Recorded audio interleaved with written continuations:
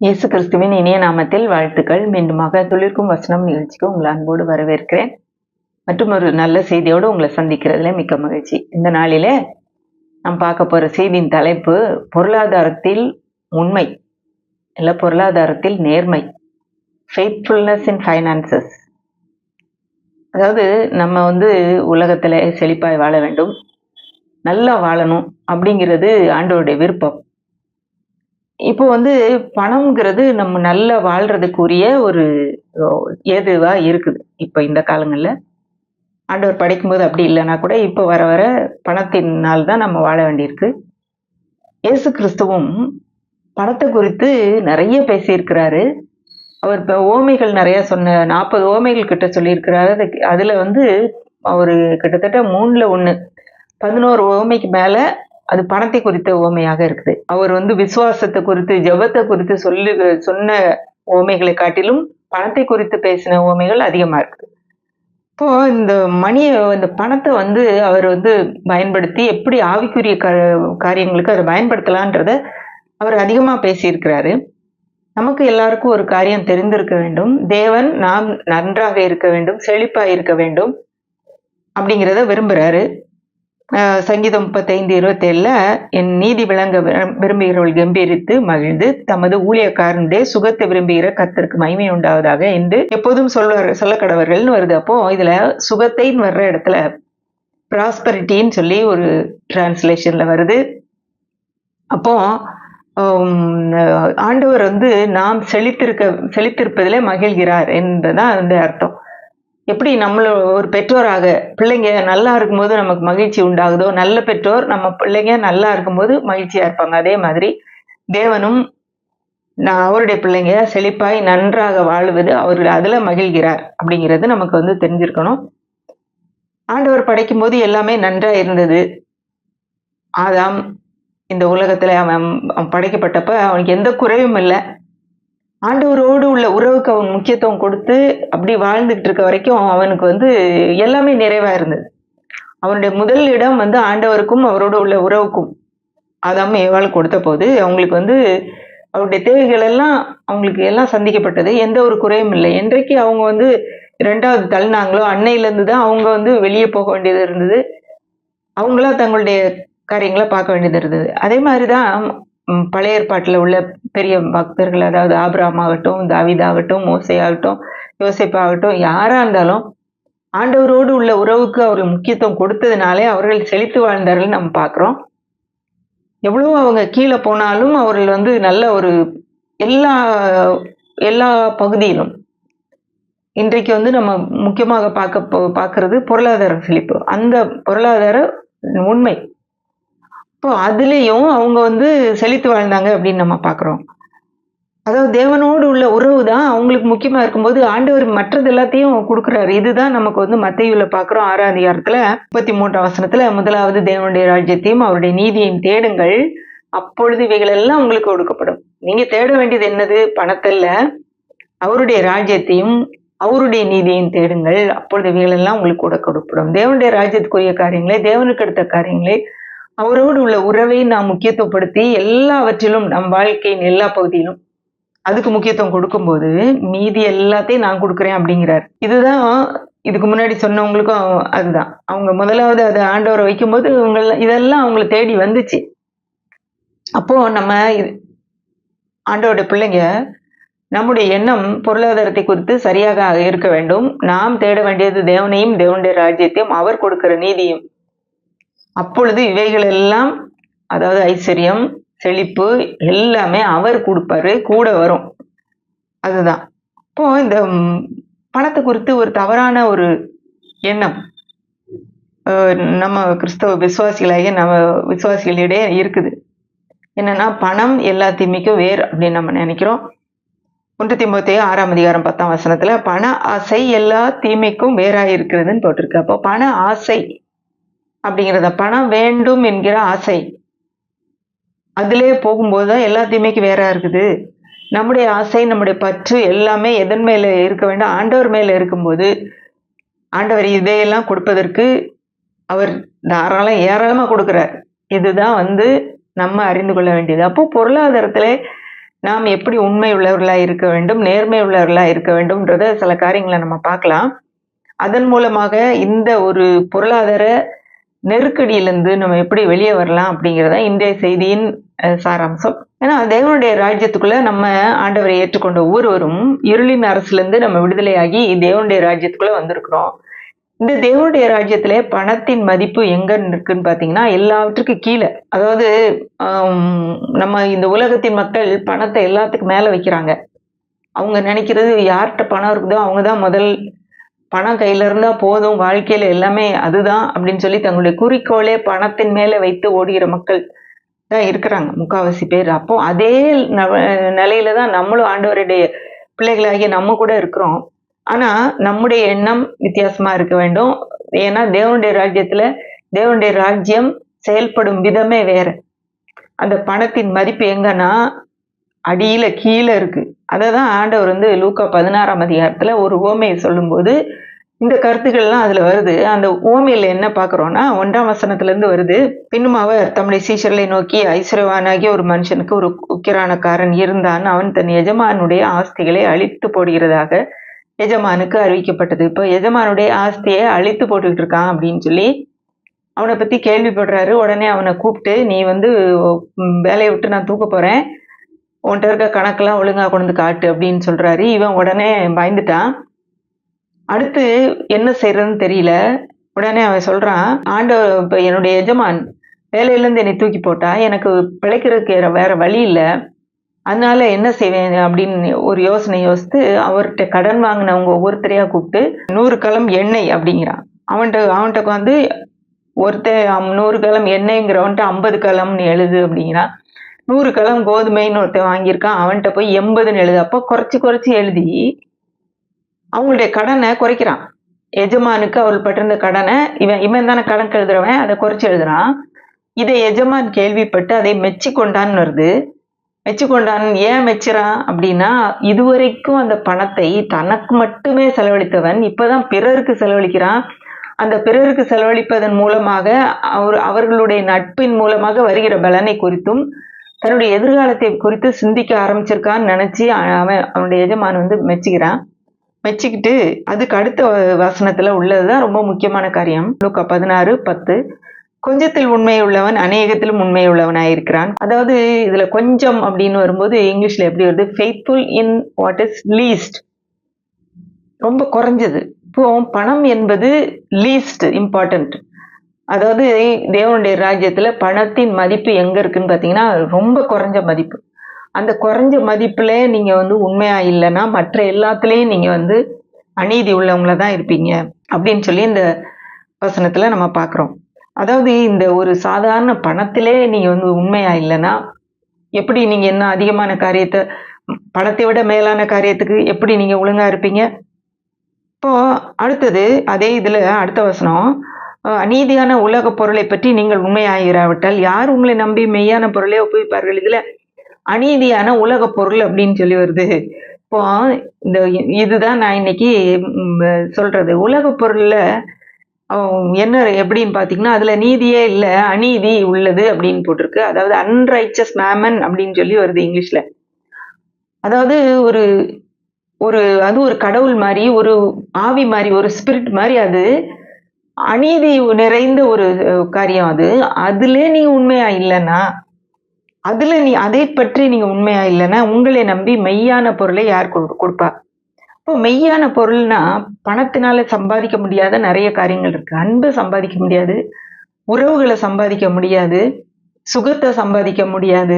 இப்படி நம்ம ஊழியம், தலைமை பொறுப்பு, இந்த மாதிரி காரியங்களை பணம் கொடுத்து வாங்கிடலாம். ஆனா அதுல நிலைத்து நிற்க முடியாது. அதுக்குன்னு ஒரு தகுதி வேணும். அப்போ தேவனுடைய ராஜ்யத்துல பணத்தை கொடுத்து வாங்க முடியாத மேலான காரியங்கள் இருக்கு. அப்போ இந்த பணத்திலே நீங்க சரியில்லைன்னா எப்படி நீங்க அதை பெற முடியும் அப்படின்னு சொல்லி சொல்றாரு. இன்னும் அடுத்த 3வது காரியம், வேறொருடைய காரியத்திலே நீங்கள் உண்மையாயிராவிட்டால் உங்களுக்கு யாதொன்றை சொந்தமாய் கொடுப்பவன் யார்? இப்போ நமக்கு கொடுக்கப்பட்ட பணத்தை குறித்து நம்ம யோசிச்சு பார்ப்போம். அது கொஞ்சமா இருந்தாலும் நம்மகிட்ட இப்போ 10,000 ரூபாய் தான் நம்ம கையில நம்ம வாங்குறோம்னா அதுல நம்ம உண்மையா இல்லாவிட்டால், அதை சரியா நம்மளால ஒரு மேனேஜ் பண்ண தெரியலன்னா எப்படி நம்ம இன்னும் அதிக பொருள் 1 லட்சம் வந்தா நம்ம எப்படி மேனேஜ் பண்ணுவோம்? இந்த அநீதியான, இந்த சாதாரணமான, இருக்கிறதிலே குறைந்த மதிப்புள்ள இந்த பணத்தை குறித்தே நாம் உண்மையா இல்லாவிட்டால், உங்களை நம்பி மெய்யான பொருளை, இன்னும் இதை காட்டிலும் மேலான பொருளை யாருக்கு குடுப்பாங்க? அப்படின்னு சொல்றாரு. இன்னொன்று, வேறொருவனுடைய காரியம். நம்மட்ட கொடுக்கப்பட்ட பணமெல்லாம் நம்மளோடதுன்னு நினைக்கிறோம். ஆனா அதுக்கு பின்னாடி நமக்கு இருந்த திறமை, நமக்கு இருக்கிற சுகம், நமக்கு இருக்கிற பலன், எல்லாமே ஆண்டவர் கொடுத்தது. ஞானம் எல்லாமே அவர் கொடுத்தது. அவருடைய காரியத்திலே நீங்கள் உண்மையா இல்லாவிட்டால், உங்களுக்கு ஒருவன் ஒன்றை சொந்தமாக கொடுப்பவன் யார்? இது நம்ம சாதாரணமா யோசித்து பார்த்தாலே தெரியும். இப்போ ஒருவேளை நமக்கு கொடுக்கப்பட்ட வேலையில நம்ம அவங்களுக்கு தானே செய்றோம். இது நம்ம சரியா செய்யாம இருக்கலாம். இது இங்கெல்லாம் யாரும் பார்க்க மாட்டாங்க. அதனால நம்ம பெருக்காம போலாம். ஒருவேளை நம்ம வீட்ல வேலை செய்றோம்னு வைங்க. இல்ல ஏதோ அலுவலகத்துல வேலை செய்றோம். யாராவது பார்க்கும்போது மட்டும் வேலை செய்றது. மற்ற நேரம் சும்மா அரட்டை அடிச்சிட்டு இருக்குது. பேருக்கு வேலை செய்யற மாதிரி ஒரு ஆக்ட் பண்ணிக்கிட்டே இருந்தோம்னா, நமக்கு சொந்தமாக நமக்கு யாரும் ஒன்றும் கொடுக்க முடியாது. இப்போ ஒரு சின்ன காரியத்திலும் இது நான் உண்மையா செய்வேன். இது யாரு பார்க்கறாங்கன்றதுக்காக நான் செய்யல. நான் இதுல உண்மையா இருப்பேன், நேர்மையா இருப்பேன் என்று சொல்லி நம்ம செய்யும்போது, மற்றவங்க நமக்கு சொந்தமாக கூட ஆண்டவர் கொடுப்பதற்கு ஆயத்தமா இருக்கிறாரு. அதனால நமக்கு கொடுக்கப்பட்ட காரியம் சின்னதோ பெருசோ அதை பத்தி யோசிக்க வேண்டாம். இப்ப சின்னதுலயே நம்ம இருந்தாலுமே அதை உண்மையாக நேர்மையாக நம்ம செய்ய ஆரம்பிக்கும் போது ஆண்டவர் இன்னும் அதிகமாக நமக்கு கொடுக்க வல்லவர்ன்றதை மறந்து போக வேண்டாம். லூக்கா 16:13 எந்த ஊழியக்காரனும் 2 எஜமான்களுக்கு ஊழியம் செய்யக்கூடாது. ஒருவனை பகைத்து மற்றவனை சிநேகிப்பான், அல்லது ஒருவனை பற்றி கொண்டு மற்றவனை அசட்டை பண்ணுவான். தேவனுக்கும் உலகப் பொருளுக்கும் ஊழியம் செய்ய உங்களால் கூடாது. இப்ப பாருங்க, இதுதான் ரொம்ப முக்கியமான ஒரு வசனம். இன்றைக்கு பொருளாதாரத்தில் உண்மை, நேர்மை அப்படிங்கிறது குறித்து தான் பார்த்துக்கிட்டு இருக்கோம். இதுல இந்த பொருளாதார காரியத்துல ஆண்டவருடைய பிள்ளைகளாகிய நாம் நமக்கு இருக்கிற முக்கியமான சவால் என்னன்னா, நாம் தேவனுக்கு ஊழியம் செய்யறோமா, பொருளுக்கு ஊழியம் செய்யறோமா அப்படிங்கிறதா, உலக பொருளுக்கு ஊழியம் செய்யறோமா அப்படிங்கிறதா ரொம்ப முக்கியம். ஏன்னா இது 2 எஜமான் மாதிரி, 2 கடவுள் அப்படிங்கிற மாதிரி. நமக்கு பல நேரத்திலே நம்ம அறியாமலே இந்த கடவுள் இருக்க வேண்டிய இடத்துல, தேவன் இருக்க வேண்டிய இடத்துல இந்த பணம் உட்கார்ந்துருது. எப்படின்னு நீங்க பாத்தீங்கன்னா, ஒரு நிமிஷம் நீங்க உங்களுடைய யோசனைய நீங்க ஒரு நாள்ல எடுத்து பாருங்க. எந்த காரியத்தை எடுத்தாலும், இப்போ ஒருவேளை நம்ம ஒரு இடத்துக்கு போனோம் அப்படின்னோடனே, ஆண்டவரை நினைக்கிறீங்களா, பணத்தை நினைக்கிறீங்களா? இல்ல ஒரு காரியத்தை நான் வாங்க போகணும் அப்படின்னு நினைக்கிறோம். உடனே ஆண்டவர் நினைக்கிறீங்களா, பணத்தை நினைக்கிறீங்களா? ஒரு சுகம் இல்லை அப்படின்னோடனே ஆண்டவர் நினைக்கிறீங்களா, பணத்தை நினைக்கிறீங்களா? முக்காவாசி நேரம் நம்ம ஆண்டவரை நினைக்கிறது இல்ல, பணத்தை தான் நினைக்கிறோம். அப்படின்னா என்ன அர்த்தம்? நாம் பணத்தை சேவிக்கிறோம், பணத்துக்கு தான் நம்ம அடிமையா இருக்கிறோம். அது இல்லைன்னா நம்மால செலவழிக்க முடியாது. பணம் இருக்கிறவங்களோ பணம் இல்லாதவங்களோ 2 பேரும் அப்படிதான். எனக்கு பணம் இருக்கு அதனால நான் செலவழிக்க முடியும். பணம் இல்லாதவங்க, ஐயோ எனக்கு பணம் இல்லை அதனால செலவழிக்க முடியாது, அப்படிதான் நினைக்கிறோம் இல்லையா? ஆண்டவர் எனக்கு இருக்கிறார் அப்படிங்கிற எண்ணம் இந்த பணத்துக்கு பிறகுதான் வருது. அப்போ நம்முடைய ப்ரையாரிட்டி, நம்முடைய முக்கியத்துவம் மாறி போய் இருக்குது. தேவனுடைய ராஜ்யத்துல இப்படி ஒர்க் பண்ண கூடாது, ஒர்க் பண்ணா அது வேலைக்காகாது. ஒருவேளை நம்முடைய சொந்த முயற்சியில நம்ம இது வரைக்கும் சம்பாதிச்சு நம்ம நிலைநாட்டி இருக்கலாம். ஆனால் ஆண்டவருடைய வழியிலே நாம் செழிக்க வேண்டுமானால், இந்த பொருளாதாரத்துல உண்மை உள்ளவர்களாக அதுல நன்றாக செழித்து வளர வேண்டுமானால் இந்த ஒரு புரிதல் நமக்கு வேணும். தேவனுக்கும் உலக பொருளுக்கும் ஊழியம் செய்ய நம்மால் முடியாது. இப்போ ஒரு நாளிலே நம்ம தீர்மானம் எடுக்கணும், நம்மகிட்ட பணம் இருக்குதோ பணம் இல்லையோ இது முக்கியம் கிடையாது. தேவன் இருக்கிறாரா, தேவன் இல்லையா, தேவனை நான் முதல்ல வைக்கிறேனா இல்லையான்றது ரொம்ப முக்கியம். ஏன்னா அந்த பணம்ங்கிறது ஒரு ஒரு ஆவி மாதிரி. அதான் மேமன் அப்படின்னு சொல்லி வருது ஆங்கிலத்துல. அது தேவனுக்கு சவால் கொடுக்கிற மாதிரி இருக்குது. தேவனுக்கும் பிசாசுக்கும் ஊழியம் செய்ய முடியாதுன்னு இதுல வரல. ஒரு பக்கம் தேவன், ஒரு பக்கம் பிசாசு நாங்க கொடுக்கல. ஏன்னா தேவனுக்கும் பிசாசுக்கும் அங்க ஒரு ஈக்குவலே கிடையாது. நம்ம அப்படிதான் நினைக்கிறோம், தேவனும் பிசாசு ஈக்குவலா இருக்கிறாங்க, பிசாசு தேவன் சண்டை போட்டு அவனை இது பண்ணணும் அப்படின்ற மாதிரி. ஆனா தேவனால் படைக்கப்பட்டவன் பிசாசு. அவனுக்கும் தேவனையும் கம்பேர் பண்ண முடியாது. அவன் எங்கேயோ கீழே கிடக்கான். ஆனா ஆண்டவருடைய பிள்ளைகளுடைய வாழ்க்கையில அவன் தோற்கடிக்கப்பட்டவன். இப்போ ஆண்டவருடைய பிள்ளைகளுடைய வாழ்க்கையில என்ன பிரச்சனை வருதுன்னா, தேவன் இருக்க வேண்டிய இடத்துல பணம் உட்கார்ந்துருது. அது நமக்கு தெரியாமலே நடந்து விடுகிறது. இப்போ நம்ம எதை எடுத்தாலும் தேவனை சார்ந்து கொள்ள வேண்டும், தேவனை நம்பி நம்ம காரியத்தை செய்ய வேண்டும். ஆனால் அந்த இடத்துல நம் பணத்தை சார்ந்து கொள்கிறோம். இதுதான் நம்ம வந்து கவனிக்க வேண்டிய ஒரு காரியம். தேவனா, உலகப் பொருளா என்று தீர்மானிக்க வேண்டிய ஒரு கட்டாயத்துல நம்ம இருக்கிறோம். நம்ம வேலை செய்யும்போது பணத்துக்காக வேலை செய்றோமா? யாருக்காக வேலை செய்றோம்? அப்படி நம்ம இந்த கேள்விய கேட்டு பார்த்தோம்னா, எல்லாரும் சொல்லுவோம். ஐயோ! இந்த பணத்துக்காக தான் ஓடிக்கிட்டு அலையிறேன். இல்லன்னா இந்த வேலையே வேண்டான்னு வீட்ல இருந்துருவேன். ஆனா, நம்முடைய எண்ணத்தை நாம் மாற்ற வேண்டும். பணத்துக்காக நம்ம வேலை செய்யல. தேவனுக்காக நம்ம வேலை செய்றோம் அப்படின்ற எண்ணத்தோடு நம்ம போகும்போது, கண்டிப்பாக ஆண்டவர் நம்முடைய வேலையை ஆசீர்வதித்து நம்மை செழிக்க செய்றது நிச்சயம். அப்படி நம்ம பணத்துக்காக வேலை செய்யும்போது தான் நம்ம வந்து நம்முடைய தீர்மானங்கள் எல்லாம் பணத்தின் அடிப்படையில எடுக்கிறோம். ஆண்டவர் ஒரு காரியத்தை செய்ய சொன்னா கூட, பணம் இருக்கா இல்லையான்றத யோசிக்கிறோம். ஆண்டவர் சொல்லியிருக்கிறாரு, இதற்கான தேவையை அவர் சந்திப்பார்ன்ற ஒரு மனநிலை நமக்கு வரமாட்டேங்குது. இப்போ இதுக்கு அடுத்த அது வசனத்துல ஒரு முக்கியமான வசனம் வருது. லூக்கா 16ஆம் அதிகாரம் 15ஆம் வசனம். அவர் அவர்களை நோக்கி, நீங்கள் மனுஷர் முன்பாக உங்களை நீதிமான்களாக காட்டுகிறீர்கள். தேவனோ உங்கள் இருதயங்களை அறிந்திருக்கிறார். மனுஷருக்குள்ளே மேன்மையாக எண்ணப்படுகிறது, தேவனுக்கு முன்பாக அருவருப்பாய் இருக்கிறது. இப்ப இதுல எதை சொல்றாரு? பொருளாசைக்காரர்களாகிய பரிசேயர் இதெல்லாம் கேள்விப்பட்டு சிரிக்கிறாங்களாம். நீ உலகப் பொருளே பத்தி அவர் கீழா பேசுறது அவங்களுக்கு வந்து கிண்டலா இருக்குது. அதுக்கு ஆண்டவர் சொல்றாரு, நீங்க மேன்மையா எண்ணுகிறது தேவனுக்கு முன்பாக அருவருப்பா இருக்கிறதுன்றாரு. அப்போ இந்த உலக பொருள்ன்றது தேவனுக்கு முன்பாக ஒன்றுமில்லை, அருவருப்பான காரியம் அப்படிங்கிறது ஆண்டவர் சொல்றாரு. அதை ஒரு கீழ்த்தரமா தான் நினைக்கிறாரு. ஆனா நம்ம அதை பெருசா நினைக்கிறோம். வெள்ளியும் பொன்னும் நம்ம ரொம்ப விலையேறப்பட்டதுன்னு நம்ம நினைக்கிறோம். அதை சேர்த்து வச்சுக்கிட்டு இருக்கோம். காதுல எல்லாம் மாட்டிக்கிட்டு இருக்கோம், காதுல கழுத்துல. ஆனா தேவன் அதை வச்சு வீதிய போடுறாரு. தெருவெல்லாம் அங்க தங்கமா இருக்குது. அப்போ அது அவருக்கு சர்வ சாதாரணம். அது வந்து கால்ல மிதிக்கிற ஒரு காரியம் மாதிரி இருக்குது அவருக்கு. ஆனா நம்ம அதை ரொம்ப வந்து அதை மதிப்பு மிகுந்ததாக நம்ம பார்த்துக்கிட்டு இருக்கோம். அப்போ இந்த ஒரு பொருளாதாரத்து காரியத்துல நம்ம பிடித்திருக்கிற ஒரு அந்த ஒரு தேவன் இருக்கிற இடத்துல அது வந்து உட்கார்ந்துக்குது பார்த்தீங்களா? அந்த பொருளாசைங்கிறது. அந்த உலக பொருள்ன்றது வந்து உட்கார்ந்துக்குது. அந்த இத நம்ம அதுலேருந்து எப்படி நம்ம வெளிய வரலாம் அப்படின்னு பார்த்தீங்கன்னா, அதுல முதல் காரியம் வந்து நம்ம வந்து கொடுக்கும்போது அதுலேருந்து வெளிய வர்றதுக்கு வாய்ப்பு இருக்கு. ஏன்னா, முதல்ல யாருக்கு கொடுக்கிறது அப்படின்னு பார்த்தீங்கன்னா, தேவனுக்கு கொடுக்கிறது. அந்த தேவனுக்கு கொடுக்கிறது நெறைய நேரம் நம்ம புதிய உடன்படிக்கை கிறிஸ்தவர்களாக நம்ம நினைக்கிறோம். நம்ம வந்து நம்முடையதெல்லாம் அவருடையது தானே. பழைய ஏற்பாட்டுல தான் இந்த தசம்பாகம், காணிக்கைலாம். இப்ப அதெல்லாம் கிடையாது.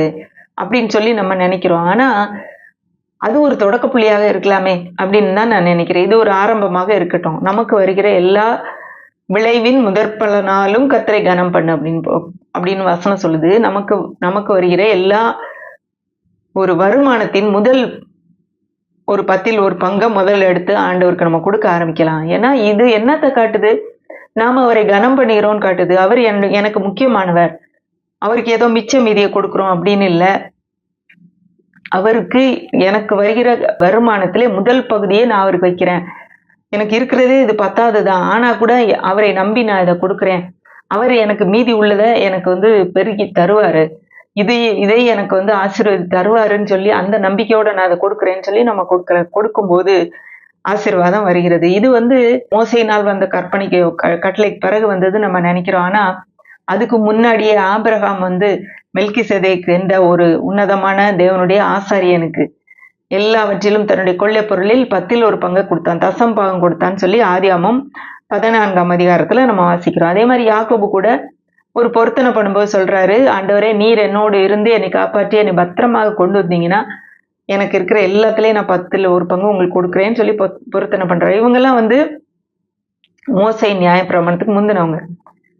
இப்போ இன்னொரு ஒரு காரியம் ஆண்டவர் வந்து மல்கியால சொல்றாரு இந்த தசம் பாகத்தை குறித்து. இதுவுமே பழைய உடன்படிக்கையின் மக்களுக்கு தான்.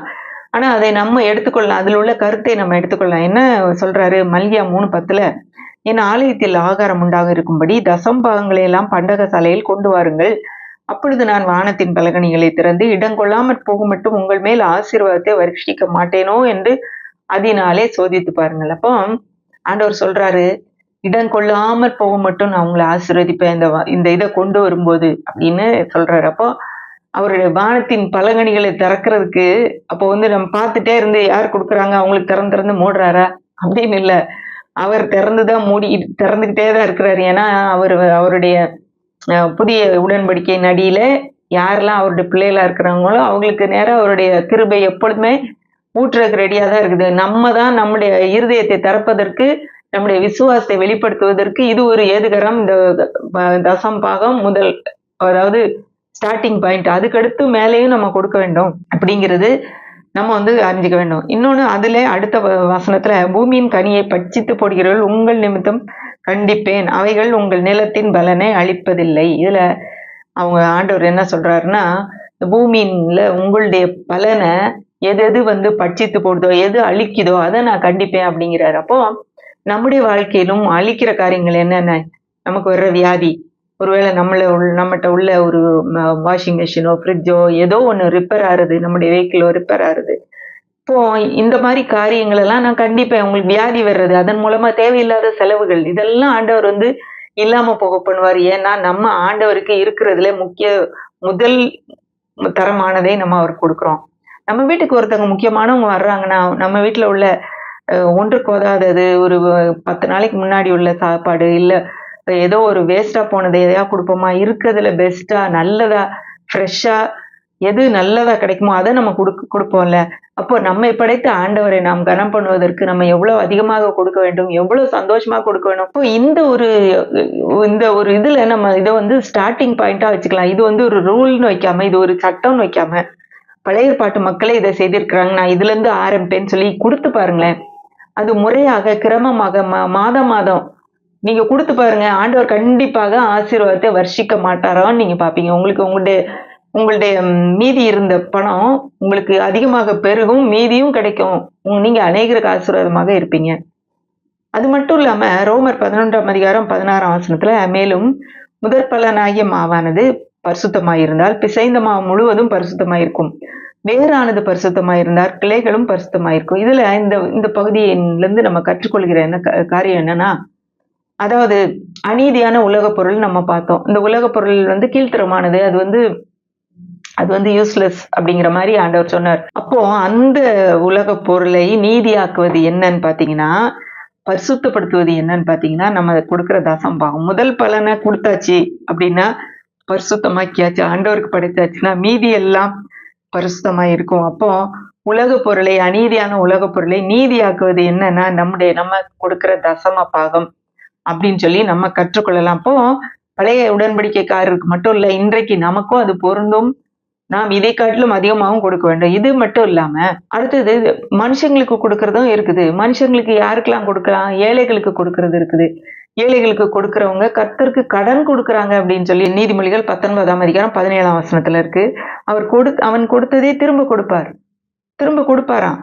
கருணை கண்ணன் ஆசீர்வதிக்கப்படுவான்னு நீதிமொழிகள் 22:9 இருக்கு. தரித்திரருக்கு கொடுப்பவன் தாழ்ச்சி அடையான் நீதிமொழிகள் 28:27 இருக்கு. அப்போ கர்த்தரின் மேய்ப்பரா இருக்கிறார், நான் தாழ்ச்சி அடையேன்னு சொன்ன மாதிரி அதே தாழ்ச்சி அடையாத காரியம் வரும் எப்படின்னா, தரித்திரருக்கு கொடுக்கும்போது. அப்போ நம்மை காட்டிலும் ஏழ்மை உள்ளவர்களுக்கு நாம் கொடுப்பது அவசியம். ஏன்னா நம்ம கொடுக்கும்போது கர்த்தர் நமக்கு திரும்ப கொடுப்பார். நமக்கு சில நேரம் உள்ள சொல்லும் போது நம்ம வந்து அவங்களுக்கெல்லாம் நம்ம கொடுக்க வேண்டாம்னு நினைக்காம ஆண்டவர் சொல்வதை கீழ்ப்படிந்து நாம் கொடுப்பது அவசியம். கண்டிப்பாக நாம் தாழ்ச்சி அடைய மாட்டோம், நமக்கு ஆசீர்வாதம் வரும். எப்படி வந்து இந்த பொருளாதார காரியத்துல நாம் மேன்மை அடைவது, உண்மையா இருந்து மேன்மை அடைவதுன்றதான் பார்த்துக்கிட்டு இருக்கோம். முதல்ல ஆண்டவர் கொடுத்தது பார்த்தோம். ஆண்டவர் கொடுக்கறதுலயும் இப்ப வந்து மனுஷர்களுக்கு, ஏழைகளுக்கு கொடுக்கறதையும் பார்த்தோம். அடுத்தது நம்ம மதிக்கிறவங்களுக்கு கொடுக்கணும். அதாவது விசேஷமாக நமக்கு ஊழியம் செய்கிறவர்கள், ஆண்டவருடைய ஊழியத்தை செய்கிறவர்கள், அது யாருடைய ஊழியத்தினாலே நம்ம வந்து கவரப்படுகிறோமோ அல்லது நம்ம அவங்களுடைய ஊழியத்தினாலே தொடப்படுகிறோமோ, அவருடைய ஊழியம் நமக்கு பிரயோஜனமா இருக்குதோ அவங்களுக்கு கொடுப்பது ரொம்ப நல்லது. பல சமயங்களில நம்ம வந்து ஒருத்தர்ட்ட இருந்து நம்ம பெற்றுக்கொள்றோம், அவங்களுடைய செய்திகள் நமக்கு பிரயோஜனமா இருக்கு, அது வந்து நம்முடைய வாழ்க்கையில விடுதலை கொடுக்குது, நம்ம இன்னும் ஆண்டவருக்குள் வளர்வதற்கு உதவி செய்யுது. ஆனா அங்க நம்ம கொடுக்காம வேற எங்கேயோ போய் கொடுத்துட்டு இருக்கோம். இது எப்படி இருக்குன்னா, நம்ம போய் ஒரு ஹோட்டல்ல சாப்பிட்டுட்டு அதுக்கு எதிரா இருக்கிற இன்னொரு ஹோட்டல்ல போய் சாப்பாடுக்கு காசு கொடுக்குற மாதிரி இருக்குது. இது நம்ம அப்படி செய்ய மாட்டோம் உலக பிரகாரமாக. அதே மாதிரிதான் நம்ம எங்க வந்து நம்ம பெற்றுக்கொள்கிறோமோ அவங்களுக்கு கொடுக்கணும். சில நேரம் நம்ம நினைக்கிறோம், நான்லாம் அப்படி யோசித்தது உண்டு, அவங்களுக்கு என்ன ரொம்ப நல்லா இருக்கிறாங்க, என்னோட ரொம்ப வசதியா இருக்கிறாங்க, அவங்களுக்குலாம் அது தேவையில்லை அப்படின்னு நம்ம நினைக்கிறோம். அவங்களுக்கு தேவை இருக்கோ தேவை இல்லையோ அது பிரச்சனை இல்லை. ஆண்டவர் நமக்குள்ளே நமக்கு யாரை கொண்டு அவருடைய வார்த்தைகளை கொடுக்கிறாரோ அவர்களுக்கு நாம் கொடுப்பது ரொம்ப நல்லது. அது அவர்களுக்கு ஆசீர்வாதமா இருக்கும். நமக்கு அது பல மடங்கு ஆசீர்வாதமாக வரும் திரும்ப. எங்க சந்தோஷமாய் கொடுக்க முடியுதோ அங்க கொடுங்க. வந்து சில சில இடங்கள்ல நம்மள வந்து கஷ்டப்படுத்தி நீங்க கொடுத்துதான் ஆகணும்னு சொல்லி நம்மள ஒரு வற்புறுத்துற இடங்கள் உண்டு. அந்த இடத்துல நம்ம கொடுக்கிறது நம்ம தவிர்ப்பது நல்லது. அந்த வற்புறுத்தப்படாம நமக்காகவே சந்தோஷமா இங்க குடுக்கணும்னு நமக்கு ஆண்டவர் வந்து ஏவும்போது, அப்படி கொடுக்க வேண்டிய இடங்களுக்கு நம்ம தாராளமா கொடுக்கும்போது, அதனாலே நமக்கு பலன் உண்டு. ஏன்னா, நம்ம வந்து ஒரு வசனம் இருக்குது. 2 கொரிந்தியர் 9:7. அவனவன் விசனமாயுமல்ல, கட்டாயமாயுமல்ல, மனதில் நியமித்தபடியே கொடுக்க கடவன். உற்சாகமாய் கொடுக்கிறவனிடத்தில் தேவன் பிரியமாயிருக்கிறார். அதாவது சந்தோஷமா கொடுக்கும்போது தான் தேவன் நமக்கு நம்மிடத்துல பிரியமாயிருக்கிறார். நம்ம விதைத்ததை நம்ம அறுப்போம். ஒரு விதை விதைச்சா எத்தனை அறுப்போம்? ஒரு விதை தான் அறுப்போமா? இல்ல. பல மடங்கு அறுப்போம். அதே மாதிரி தேவனுக்காக, தேவனுடைய ராஜ்யத்துக்காக நம்ம கொடுக்கும்போது பல மடங்கு ஆண்டவர் திரும்ப கொடுப்பாரு. எதுக்காக நம்ம கொடுக்கணுமா? 2 கொரிந்தியர் 9:8 மேலும் நீங்கள் எல்லாவற்றிலும் எப்பொழுதும் சம்பூர்ணமுடையவர்களாகவும் சகலவித நற்கிரியிலும் பெருகிறவர்களாய் இருக்கும்படியாக தேவன் உங்களிடத்தில் சகலவித கிருபையும் பெருகச் செய்ய வல்லவராய் இருக்கிறார். அப்போ எல்லா எல்லா நற்கிரியை செய்யறதுக்கு நம்மகிட்ட காசு இருக்கணுமா? அப்போ இதுதான் முதல்ல நம்ம பார்த்தோம். தேவன் நாம் செழிப்பா இருக்க வேண்டும் என்று விரும்புகிறாருன்னு சொன்னேன். இப்ப நம்ம நல்லா இருக்கும்போதுதான் நம்ம மற்றவங்களுக்கு கொடுக்க முடியும். அப்போ நம்ம கொடுப்பதின் மூலம்தான் நாம் ஆசீர்வாதத்தை பெற்றுக்கொள்ள முடியும். இருக்கதே நமக்கு பத்தலைன்னா நம்ம கொடுக்க ஆரம்பிக்கணும். இது நம்ம நிறைய நேரம் பார்த்திருக்கிறோம். இது வந்து வேதத்துல நம்ம வாசித்திருக்கிறோம். எலியா போய் அந்த சாரிபாத் விதவைகிட்ட போய் எனக்கு நீ முதல்ல ஒரு அடையை செஞ்சு கொண்டு வாங்குறாரு. அவளே என்கிட்ட கொஞ்சோண்டு மாவு கொஞ்சம் எண்ணெய் தான் இருக்குது. நான் ஒரு அடையை செஞ்சு நானும் என்னோட மகனும் சாப்பிட்டு செத்து போக போறோம்னு சொல்றான். அப்போ நம்ம யோசித்து பார்க்கும்போது இது வந்து ஒரு தவறான ஒரு காரியமா இருக்குது. அவர் கேட்கறது அவங்களே சாக போறாங்க. அவங்க சாகுற நிலைமையில இருக்கவங்ககிட்ட போய் இவர் கேட்கிறாரு, என்ன நியாயம் அப்படின்னு நம்ம நினைக்கலாம். இப்படிப்பட்டவர்களுக்கு தான் ஒரு அற்புதம் தேவை. ஒருவேளை உங்களுக்கு பற்றாக்குறையோ ஒரு இல்லாமையோ இருக்குன்னா இந்த நேரத்துல நீங்க எங்க இருந்து நீங்க பெற்றுக்கொள்கிறீங்களோ, யார்கிட்ட இருந்து செய்தியை பெற்றுக்கொண்டு உங்கள் வாழ்க்கை ஆசீர்வதிக்கப்படுதோ அவங்களுக்கு தாராளமா நீங்க விதைங்க. அவங்களுடைய வாழ்க்கையில அவங்களுடைய ஊழியத்துக்கு நீங்க கொடுங்க. கொடுக்க ஆரம்பிக்கும் போது நீங்க கண்டிப்பாக ஆசீர்வாதத்தை பெறுவீங்க. பல மடங்கு திரும்ப வரும். அதே மாதிரிதான் அந்த சாரிபாத் விதவைக்கு அவளுடைய மாவும் அவளுடைய எண்ணெயும் 3 வருஷம் 6 மாசம் வரைக்கும் அங்க பஞ்சம் அந்த நாட்டுல. அது வரைக்கும் அவளுக்கு வந்து இருந்துச்சு. அவளும் அவள் வீட்டாரும் எலியாவும் சாப்பிட்டாங்க. இவ்வளவு ஒரு பெரிய ஆசீர்வாதம் இல்ல. அவ கொடுத்த அந்த முதல் ஒரு அடையினாலே வந்த காரியம். அதுவும் எனக்கு முதல்ல பண்ணிட்டு வா, அப்புறம் நீ உனக்கு பண்ணுன்னு சொல்லிட்டாரு. எல்லாத்துக்கும் பண்ணிட்டு இருக்கிறத முதல்ல கொடுக்கல. நீ முதல்ல பண்ணி எனக்கு எடுத்துட்டு வா. நான் சாப்பிட்ட பிறகு நீங்க உங்களுக்கு பண்ணிக்கலாங்கிறாரு. இப்போ அந்த முதல் கொடுப்பது என்பது என்னத்தை காட்டுது அப்படின்னா நம்முடைய விசுவாசத்தை காட்டுது. ஐயோ ஐயோ நான் இது இருக்கதே பத்தாதே நான் கொடுத்துட்டேன்னா எப்படி அப்படின்னு யோசிச்சிருந்தாள்னா கண்டிப்பா அவ திரும்பியே வந்திருக்க மாட்டா. அவரு தண்ணி கூட உணர்ந்திருக்க மாட்டா. ஆனா அவள் அந்த விசுவாசத்தோடு அவள் செயல்பட்டா பார்த்தீங்களா? அதுதான் அவளுடைய வாழ்க்கையில அவளுக்கு பெரிய ஒரு வெற்றியை கொண்டு வந்தது. இதுதான் வந்து இந்த நம்ம ஆண்டவருக்கென்று கொடுக்கும்போது நமக்கு வருகிற ஒரு பலன். நம்ம என்ன கொடுக்கிறோமோ அது நமக்கு திரும்ப அமுக்கி குலுக்கி சரிந்து விழும்படி மனுஷர் உங்கள் மடியிலே போடுவார்கள்னு சொல்லி ஆண்டவர் வந்து நமக்கு சொல்றாரு. இப்போ இந்த காரியங்கள் நமக்கு வந்து பொருளாதாரத்தின் செழிப்பிலே நமக்கு இது உதவக்கூடியதா இருக்குது. நம்ம முதல்ல பார்த்தோம். அது எப்படி பொருளாதாரத்திலே நம்ம எப்படி நேர்மையா இருக்கிறது, நம்ம எப்படி நடந்து கொள்றதுன்னு சில காரியங்களை நம்ம தொடர்ந்து பார்க்கலாம். அதாவது பண விஷயத்துல நம்ம வந்து சில காரியங்களை முக்கியமா வந்து பிராக்டிக்கலா சில காரியங்களை மட்டும் நான் சொல்றேன். நேரம் இல்லாதனால சொல்லி கடந்து போறேன். அதாவது ஒருவேளை கடன் ஜாஸ்தியா இருக்குது. எனக்கு கடன் வந்து தலைக்கு மேல இருக்குது. நான் எப்படி வெளியே வர்றதுன்னே தெரியல அப்படின்னா, நீங்க அதுல இருந்து வெளியே வரணும்ன்றது தேவன் விரும்புகிறார் என்பதை மறந்து போயிடாதீங்க. கடன் வாங்குவது நீயோ கடன் வாங்க மாட்டாய், அநேகருக்கு கடன் கொடுப்பாயின்னு சொல்லியிருக்கிறாரு ஆண்டவர். அதை ஒரு தீர்மானமா எடுத்து எழுதி வைங்க. நான் கடன் வாங்க மாட்டேன் அப்படின்னு ஒரு தீர்மானம் எடுங்க. அதை வந்து சின்ன சின்ன ஒரு காரியம், ஒரு சர்க்கரை வாங்கினேன், காப்பி பொடி வாங்கினேன்றதுல கூட இருக்கக்கூடாதுன்ற தீர்மானம் நமக்கு வரணும்.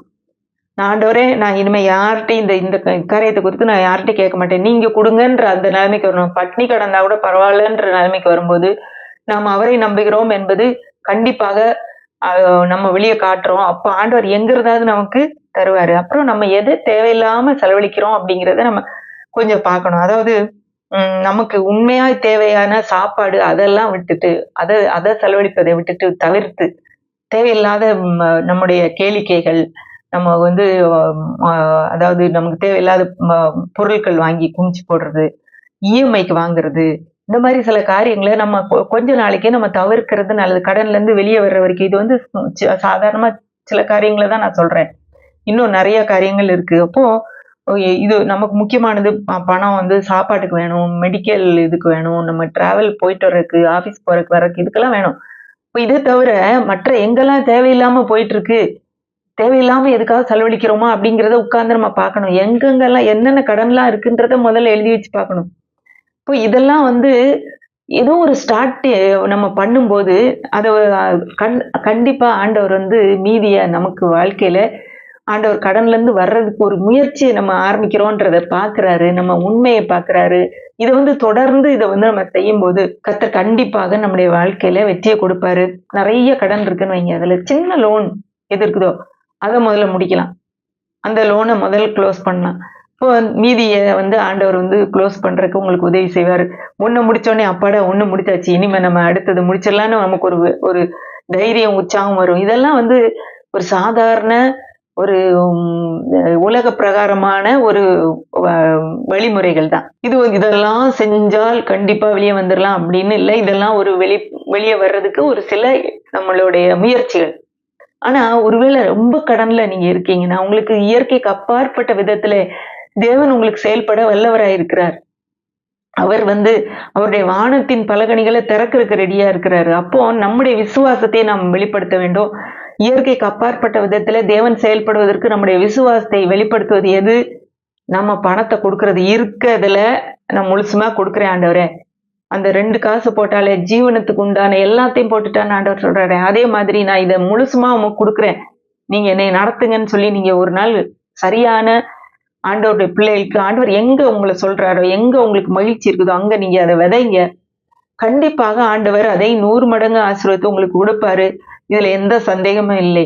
அதனால இன்றைக்கு ஒருவேள பொருளாதாரத்திலே நீங்க கஷ்டப்பட்டு கொண்டிருந்தீங்கன்னா, ஆண்டவர் இந்த நேரத்துல உங்களுக்கு விடுதலை கொடுக்க ஆயத்தமா இருக்கிறார். அப்படியே நான் உங்களுக்காக ஜெபிக்கிறேன். கர்த்தாவே நன்றியோடு உம்மை துதிக்கிறோம், உம்மை ஸ்தோத்திரிக்கிறோம் ஐயா. என்னை பார்த்துக் கொண்டிருக்கிற எந்த சகோதரனாவது, சகோதரியாவது கடன் பிரச்சனையிலே இந்த நாளிலே ஆண்டவரே விழுந்து கிடப்பார்களானால் கர்த்தாவே அது அவருடைய தலைக்கு மேலே மூழ்கிற அளவுக்கு இருக்கும்னா ஆண்டவரே உம்முடைய வல்லமையினாலே சுவாமி இயற்கைக்கு மேற்பட்ட ஒரு அதிசயத்தை செய்கிற எங்களுடைய தேவன் அவளுடைய கடன் எல்லாம் கர்த்தாவே நீங்க கேன்சல் அவுட் பண்ணிடுறதற்காக நன்றியோடு உம்மை துதிக்கிறோம், உம்மை ஸ்தோத்திரிக்கிறோம். உம்முடைய பிள்ளைங்க உம்மை நம்பி இருக்கிறாங்க.